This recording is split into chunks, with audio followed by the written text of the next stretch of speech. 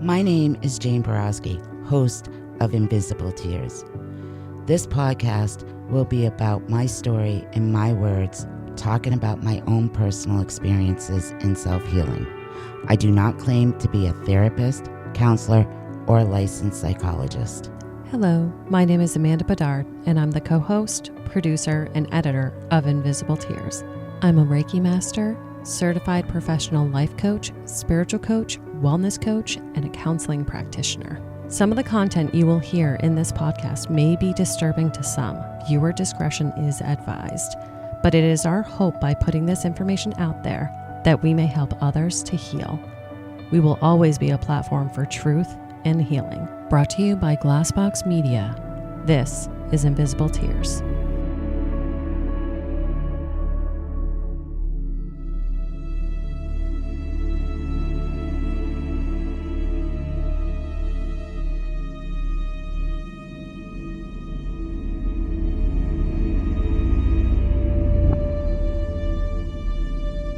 Hey everyone, welcome to Invisible Tears. Amanda here. And while I don't have Jane with me on this podcast today, I do have our special guest co-host, Aubriana. How are you doing today, Aubriana? I'm doing great. How are you? I'm doing great. Thank you. Thank you so much for joining. Of course. I know that you do like to do these overview cases with me. And so you actually selected this overview case. Yes, I did. Yes, you did. And can you explain a little bit why you selected this overview case? I just kind of came up with the name that came to my mind, and we found it on the website. Yeah.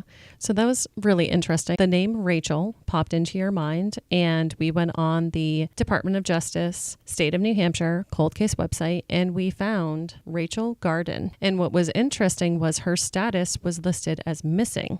So that intrigued me a little bit. I always like to pay attention to those statuses on the cold case website as well. We previously on Invisible Tears have done some overviews with some statuses that were interesting. It was a cold case, but then it was solved. So we went ahead and reviewed the case and explained why. So most of the time you will see that it's just an unsolved case or an unsolved homicide of some sort. But it was interesting that her case was technically listed as missing. So I wanted to call that out too. Today, we're going to talk about the disappearance of Rachael Garden. The last time that Rachael was seen was on the evening of March 22nd, 1980. That is so long ago. Very long ago. That was actually before I was even born, Aubriana. Really? Yeah. Oh my goodness. You just looked so surprised. You're so old, Mom. No, I didn't know what year you were born. Rachael disappeared March 22nd of 1980 in Newton, New Hampshire, where she lived. Just a little bit about Rachael that I found. And now there's not too much information on Rachael herself, so I want to make sure and highlight that. Rachael Garden was born on December 30th, 1964. She was the oldest of 4 children. She had a good relationship with her family, except for a few arguments surrounding her having to babysit her siblings. Yeah. Which I think anybody can relate to, right? Who wants to babysit the younger siblings all the time, right? No one. I can't relate, though. I know, you're an only child. My brother never wanted to babysit me. You were a devil child, though. You're blowing up my spot. Yes, I was. So those that knew her described her as fun-loving, friendly, and outspoken, and could be rebellious from time to time. But also remember, she was 15, and she was a freshman in high school. While she could be headstrong and would complain to her friends about the rules her parents set for her, she was generally seen as a good kid. So she was, like I said, a freshman at Sanborn Regional High School. While she was there, she would sometimes skip class in order to drink alcohol and smoke with other students in the woods located near Maple Avenue.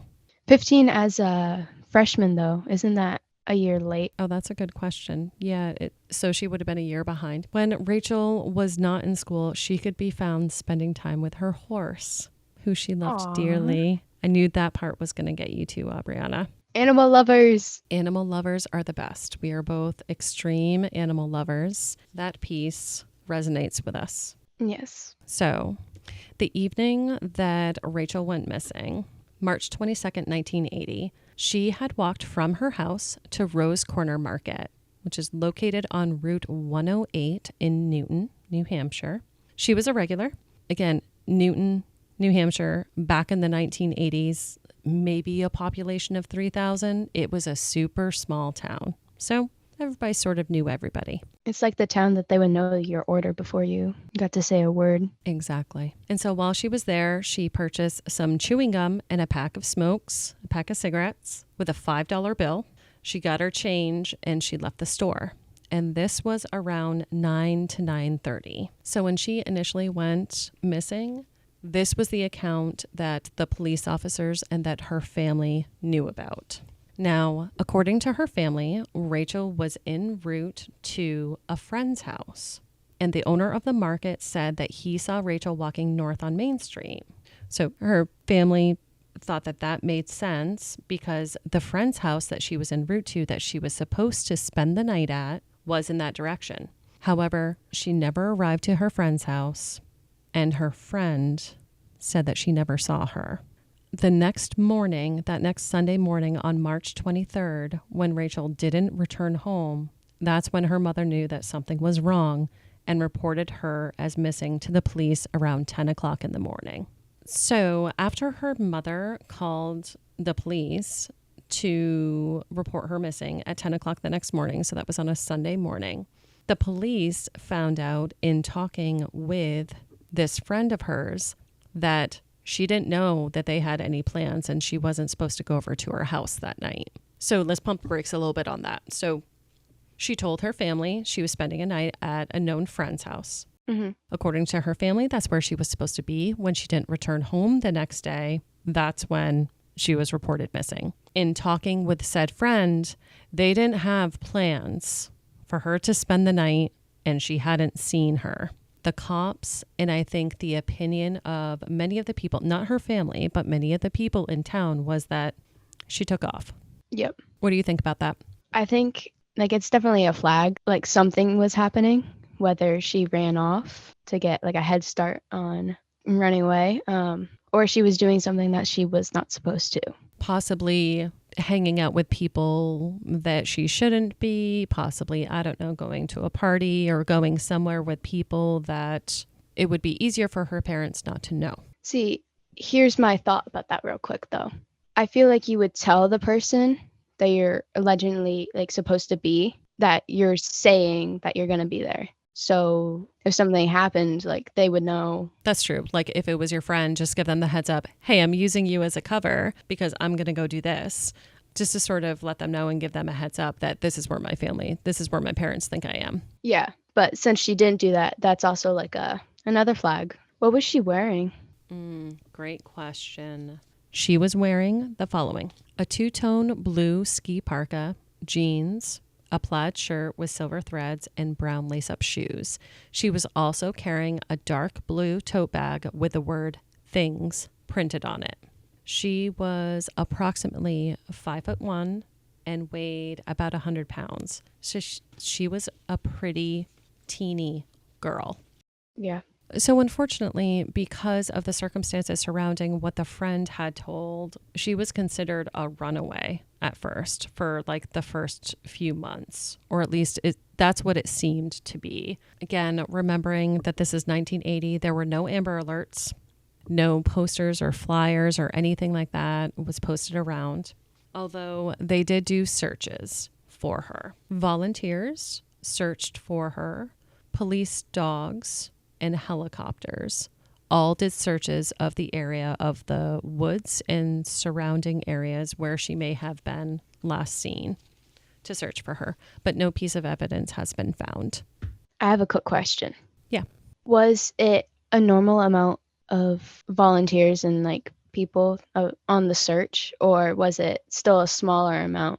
Because I know there's only one full-time cop in Newton. Based off of what I could find, it appeared that it was small groups of volunteers. So it's smaller than the average. I would think so. That probably doesn't help with the waters and everything. Yeah, so we were curious and we started looking at the area, having never been to Newton, New Hampshire ourselves. And again, super small town, but there are lots of bodies of water around this area. And for those of you that aren't familiar with Newton, New Hampshire either, it is on the south eastern border of New Hampshire. It's extremely close to the Massachusetts border and very close to the coastline as well. Going back to 1980, she essentially disappears out of thin air, right? The last place that she was known is at this market. Her friend that she was apparently where her end destination was, never heard from her. She never made it there.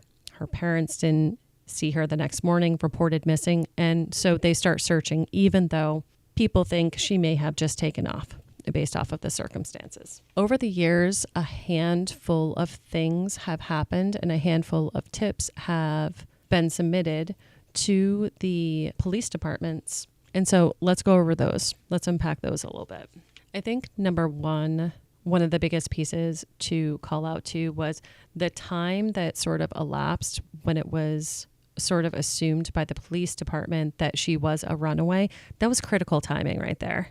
Unfortunately, the first 24 to 48 hours is really critical when somebody goes missing to really get the fresh trail about what happened to them and try and gather information and details. So unfortunately, that assumption, I don't think helped her case at all. Especially with her age too. Yeah. The younger they are, I think it is, the more critical it is to find them sooner. Great point. So I think another important piece to make sure and call out to was that when they searched Rachel's home, Rachel had left behind all of her belongings. So with that being said, I think it alludes to your point, Aubriana, of possibly just going to be with people or going to do things that maybe she wasn't supposed to be doing, as opposed to running away. Yeah. I would think that a 15-year-old girl would probably pack up some of her personal belongings and have them with her, even if it was small things, if she were planning to take off. Yeah. We'll be right back after a quick word from our sponsors.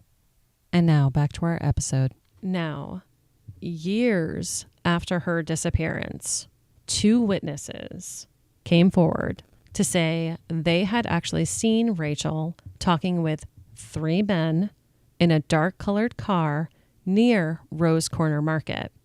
It was reported by these witnesses that Rachel knew these 3 guys and that these 3 guys had troubled reputations and were involved in criminal activity. Allegedly, one of these individuals, one of these 3 men, later would end up serving time in prison for assault and rape. Now, I don't know why it took years for these witnesses to come forward. I don't know. It kind of baffles me. I mean, the only thing that I could think of was maybe their age.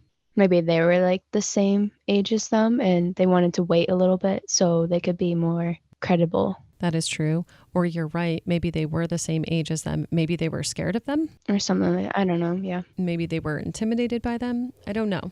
But it saddens me that this piece didn't come to light with the police departments until years after. Yeah. Going along with this piece of information with these apparent 3 men, allegedly, while in a bar in Haverhill, Massachusetts, which is, again, really close to Newton, one of these men apparently ended up confessing to killing Rachel. Crazy, right? That is. And while specifics about this confession have not been released, so that with the understanding that the police have this information, it did prompt investigators to dig up a site off of Route 108 beside a stone wall and a stream. However, no remains or evidence were found.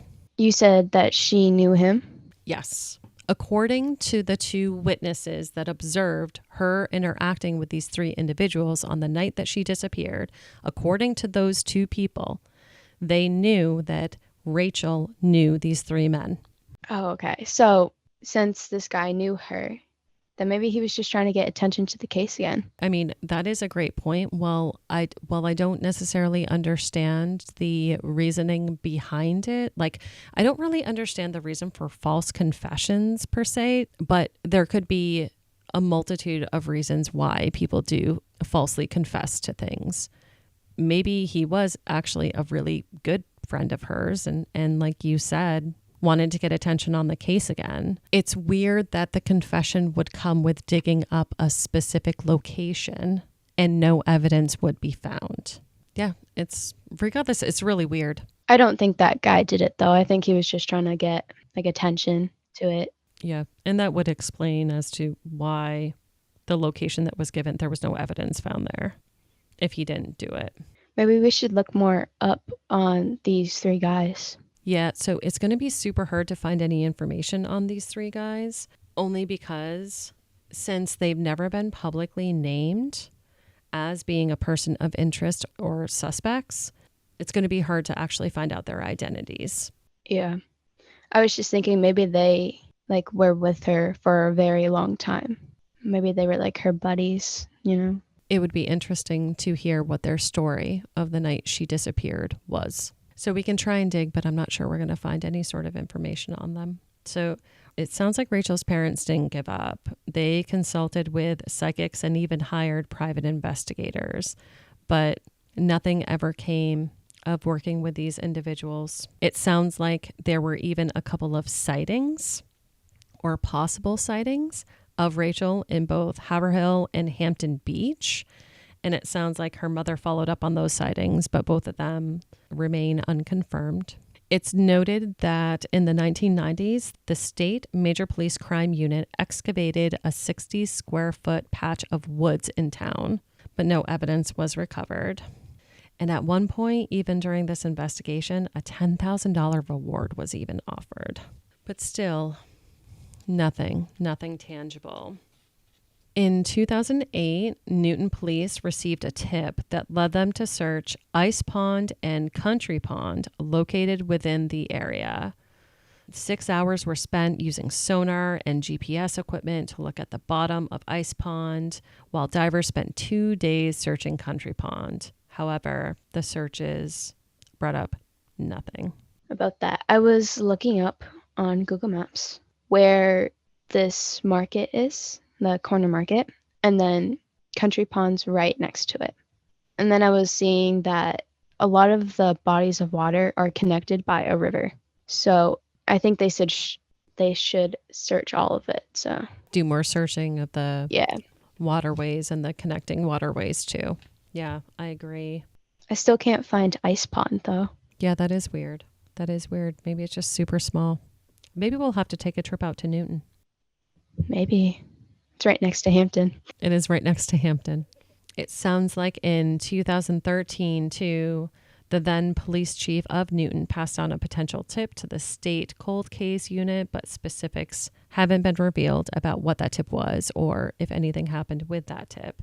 And according to police, they have chased down every single lead in the case, along with the use of, search dogs, psychics.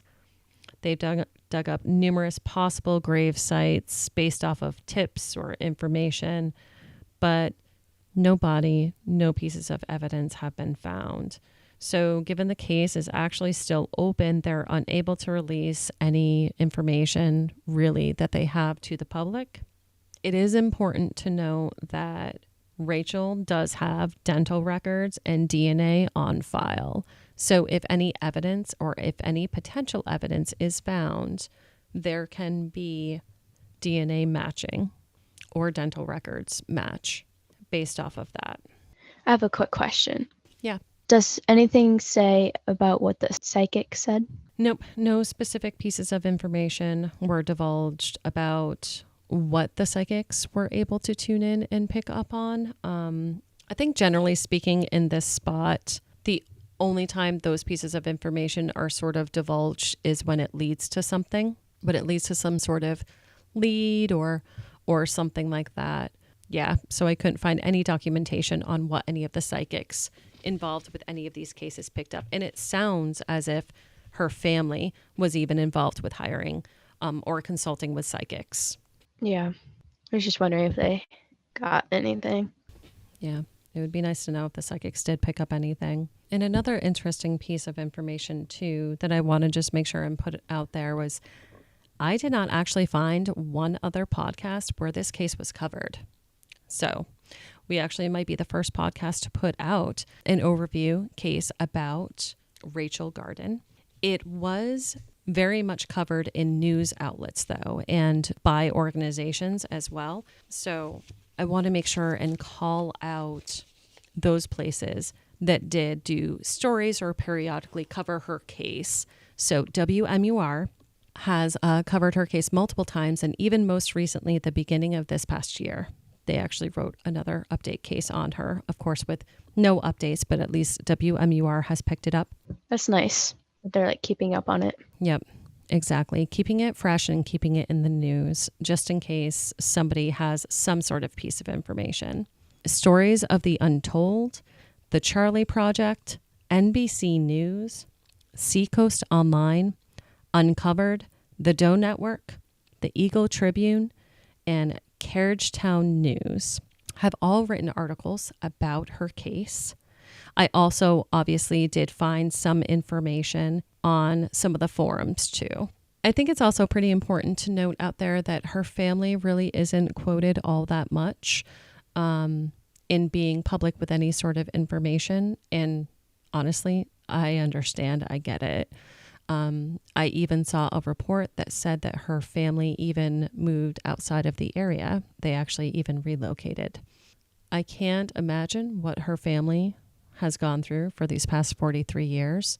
The entire purpose of us covering this case here on Invisible Tears is we want to make sure and make public any of these missing and cold cases to make people aware that these individuals are still missing. They're still not found. We still don't know what happened to them, in the hopes that possibly someone knows something, even if it's the smallest thing that's popping into your mind. Sometimes the smallest tips can actually break a case. So my thoughts go out to her family. Did you have anything else about this case? No, I don't think so. The only thing is, I think we should keep updated on this one, even if it's like a short episode.